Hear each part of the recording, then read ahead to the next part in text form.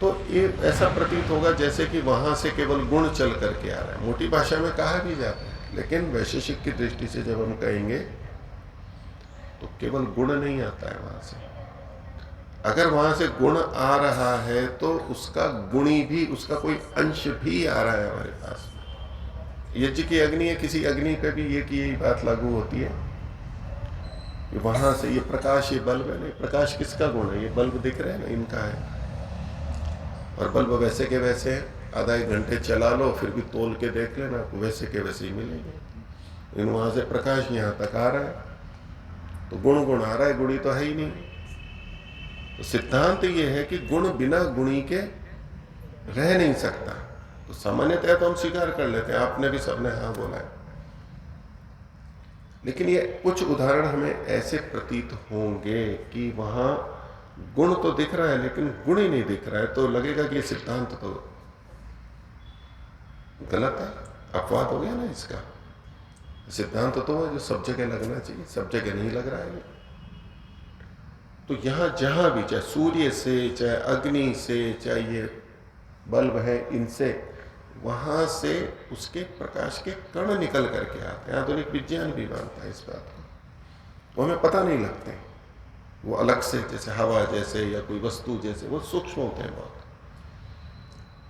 बिना कण के न तो वहां से ऊष्मा आ सकती है न प्रकाश आ सकता है। गुण आया है तो गुणी अवश्य होगा, गुण आया है तो गुणी अवश्य होगा। और इसी कारण से सूर्य का क्षय भी होता है। जैसे अग्नि है, अग्नि मतलब लकड़ी जल रही है तो अग्नि बनेगी और होगा तो क्षय होगा ना वहां पर, और अग्नि का प्रकाश होगा तो कुछ न कुछ क्षय होगा। यहां भी बिजली पीछे से आ रही है, वो अलग प्रक्रिया चल रही है, इलेक्ट्रॉन्स आ रहे हैं, वहां से निकल करके आ रहे हैं। तो सिद्धांत वो का वो रहेगा कि गुण बिना गुणी के रह नहीं सकता है, अवश्य गुणी होगा। हमें पता लगे या ना लगे, हमें अनुभूति हो या नहीं हो, तो ये एक सिद्धांत है। नहीं तो कई जने केवल गुण गुण को मानते रहते हैं, गुणी को नहीं मानते। जो गुणी भी वहां पर जाता है।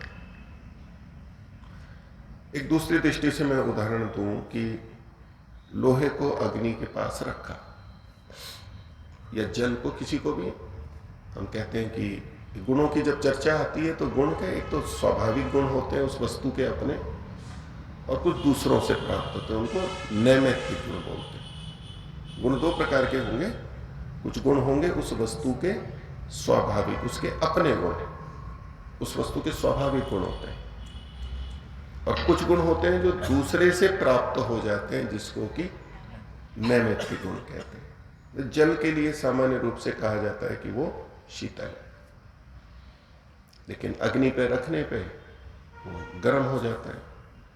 तो अब ये उष्ण गुण किसके अंदर है? पानी में है ना। पानी ठंडा था, पानी अब गर्म हो गया, तो अब ये उष्ण गुण किसमें है? पानी में, जल में है, जल में है। तो उष्णता जल का स्वाभाविक गुण नहीं है, वो अग्नि से आया, तो नैमित्तिक गुण हुआ, नैमित्तिक गुण हुआ।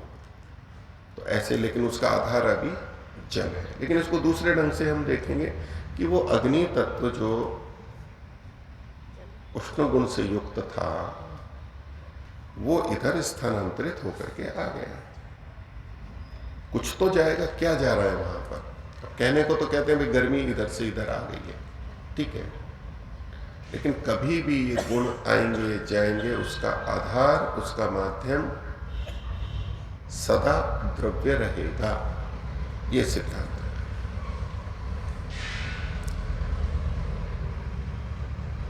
गुणों के अंदर बहुत सारे गुण, जैसे दो के स्वाभाविक गुण, एक स्वाभाविक और एक नैमित्तिक। अब द्रव्य भी दो प्रकार के होते हैं। कुछ द्रव्य नित्य होते हैं, न कभी उत्पन्न हुए न कभी नष्ट होंगे, सदा रहने वाले नित्य द्रव्य। और कुछ द्रव्य अनित्य होते हैं, अर्थात बनते हैं, बनाए जाते हैं और समय पे फिर नष्ट भी हो जाते हैं, बिखर जाते हैं, सदा नहीं रहते। उनका आरंभ और अंत होता है, आदि और अंत होता है उनका। ये अनित्य द्रव्य कहलाते हैं। उनके भी अपने गुण होते हैं। तो नित्य द्रव्यों के जितने भी गुण होते हैं, नित्य द्रव्यों के, वो उनके स्वाभाविक होते हैं, और अनित्य द्रव्यों के भी जो अपने गुण होते हैं वो भी स्वाभाविक ही होते हैं। होते दोनों स्वाभाविक ही अपने, जो निर्मित है या अनिर्मित है। लेकिन जो द्रव्य नित्य होते हैं उनके गुण भी नित्य होते हैं, क्योंकि जब तक वो द्रव्य है यानी अनादि और अनंत, तब तक गुण भी रहेंगे उसके। तो नित्य द्रव्यों के गुण, स्वाभाविक गुण नित्य ही होते। द्रव्य यदि नित्य है तो उसके गुण भी, स्वाभाविक गुण भी नित्य ही होंगे। और जो निर्मित है, अनित्य द्रव्य है, उसके जो गुण हैं, तो उसमें जो गुण उसके अपने हैं और जब तक वो द्रव्य है तब तक वो उसमें गुण है, तो उनको कहते हैं जब तक द्रव्य है तब तक है वो। यावत द्रव्य भावी, जब तक ये द्रव्य है तब तक होने वाले। अब द्रव्य ही नहीं रहा तो वो गुण समाप्त हो जाए। नित्य नहीं, इत्र नहीं, इत्र कह लीजिए आप, इत्र भी कह लीजिए कि इत्र बना ही नहीं था तो उसके गुण नहीं थे उसमें, और इत्र जब तक है तब तक उसके गुण हैं, और इत्र समाप्त हो गया तो गुण समाप्त हो गए। घड़ा है, कपड़ा है, रोटी है, जब तक रोटी है तब तक गुण है, रोटी नहीं तो समाप्त। और कुछ गुण दूसरों से आते हैं, प्राप्त होते हैं, उनको नैमित्तिक गुण बोलते हैं। ठीक है, तो ये द्रव्य और गुण, इनमें परस्पर जो साधर्म वैधर्म देखने की बात है, उसमें से कुछ अंश हमने क्या देखा कि कुछ द्रव्य नित्य होते हैं और कुछ अनित्य होते हैं। ये एक समझ है, और जीवन के लिए और अध्यात्म में ये बिंदु काफी महत्वपूर्ण रूप से रखा जाता है कि कौन नित्य है और कौन अनित्य है। इसके आधार पर बहुत बड़ा अध्यात्म चलता है। हम कहते हैं ना, शरीर कैसा है, अनित्य है। ये भौतिक संपत्ति जो हमारी है वो अनित्य है। और फिर हम कहते हैं ये संसार अनित्य है, तो नित्य कौन है? हम ईश्वर को लेके आते हैं, करते हैं ना अध्यात्म की प्रेरणा, नित्य परमात्मा के साथ संबंध। हमारे जो माता पिता हैं वो नित्य है या अनित्य है? अनित्य है। हम भी अनित्य हैं, वो भी अनित्य है, कोई बात नहीं है, सभी अनित्य हैं हम। और हमारा उनसे संबंध कैसा है? हमारा हमारे माता पिता से कैसा संबंध है? नित्य है या अनित्य है? अनित्य है। और परमात्मा नित्य है, परमात्मा के साथ भी हमारा संबंध है। और परमात्मा के साथ जो हमारा संबंध है वो नित्य है या अनित्य है? नित्य है। तो जब हम इन पदार्थों को देखते हैं, जानते हैं, विचार करते हैं, तो द्रव्यों को जानते हैं, तो परमात्मा भी एक द्रव्य है, आत्मा भी एक द्रव्य है, और ये हमारा शरीर, संसार, ये भी द्रव्य हैं। और इनके गुण भी देखते हैं, मान लो ये नित्य है या अनित्य है।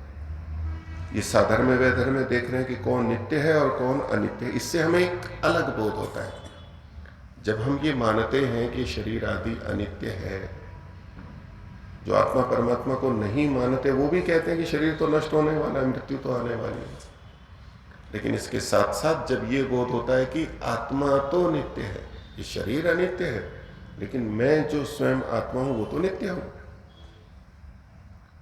जो आत्मा को नहीं मानता वो अपने को अनित्य ही मानेगा, क्योंकि शरीर को ही अनित्य मानता है। तो मैं नित्य हूं, आत्मा, परमात्मा भी नित्य है। तो ऐसे ये साधर्म और वैधर्म देख करके आप सत्संगों में, भजनों में ये बातें कहते हैं ना, ये प्रेरणा देते हैं ना हमारे को। हम थोड़ा संसार की तरफ अधिक आसक्त हैं तो उधर से हट करके ईश्वर की तरफ आए। उसमें ये हेतु के रूप में प्रस्तुत किया जाता है ना, कारण के रूप में। उसके पीछे ये साधर्म और वैधर्म को बताया जा रहा है। इस संसार की अनित्यता और नश्वरता को बताया जा रहा है, ईश्वर की शाश्वतता को, नित्यता को बताया जाता है। ये साधर्म वैधर्म है, वैधर्म दिखाया जा रहा है। यहाँ तो सत्ता सबकी है, सच्चिदानंद है, तो सत्य तो सभी है, ये साधर्म है। लेकिन ये जड़ है, वो चेतन है, ये वैधर्म है। तो सत्य और चित्त और आनंद, परमात्मा आनंद वाला है, आत्मा और प्रकृति में आनंद है, ये वैधर्म है। तो जब हम सच्चिदानंद शब्द को भी बोलते हैं, उसकी उपासना करते हैं, कि गुणों का चिंतन करते हैं, तो यहां भी हम ईश्वर जीव प्रकृति को लाते हुए भी इनके साधर्म्य और वैधर्म्य को भी साथ में देख रहे हैं, वहां पर प्रस्तुत है, तभी ठीक ज्ञान होगा। तो नित्य वस्तुओं के साथ में या अनित्य वस्तुओं के साथ में जो हमारे संबंध होते हैं वो भी देखे जाते हैं, वो भी बड़े महत्वपूर्ण होते हैं। केवल इतना नहीं कि ये वस्तु नित्य है, ये अनित्य है, इसके गुण ये नित्य हैं, ये गुण अनित्य हैं, हमारा उससे कैसा संबंध है वो भी साथ में देखा जाता है। और इससे हमारे जीवन को जीने की दृष्टि भी बदलती है।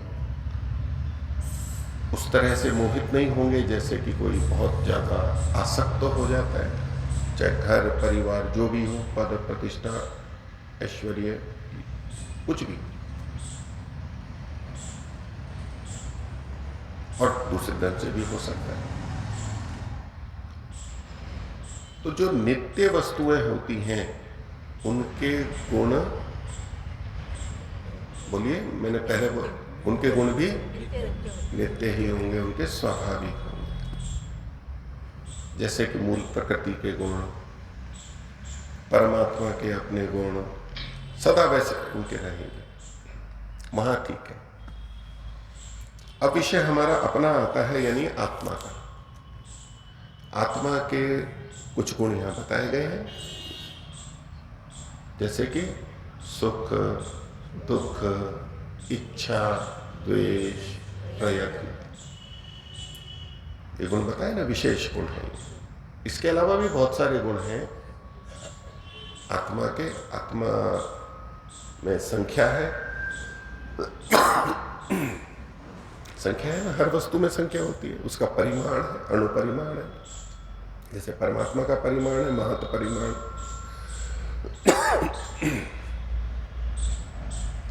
अन्य कुछ गुण है वो सब में है, संख्या, परिमाण, पृथक्त्व, संयोग, विभाग, परत्व, अपरत्व, उस चर्चा में अभी नहीं जाते। लेकिन बहुत सारे गुण हैं वो आत्मा में भी है और परमात्मा में भी है, और वो सदा रहते हैं, उसमें अंतर नहीं आता है। लेकिन ये जो कुछ गुण हैं, सुख, दुख, इच्छा, द्वेष और प्रयत्न, परमात्मा में सुख है या दुख है, आनंद है, उसमें दुख नहीं है। हम आत्मा के संदर्भ में देखते हैं तो हमें सुख की भी अनुभूति होती है और दुख की भी अनुभूति होती है। ठीक है, कोई बात नहीं, कुछ नहीं, 1 मिनट थोड़ा सहन कर लीजिए।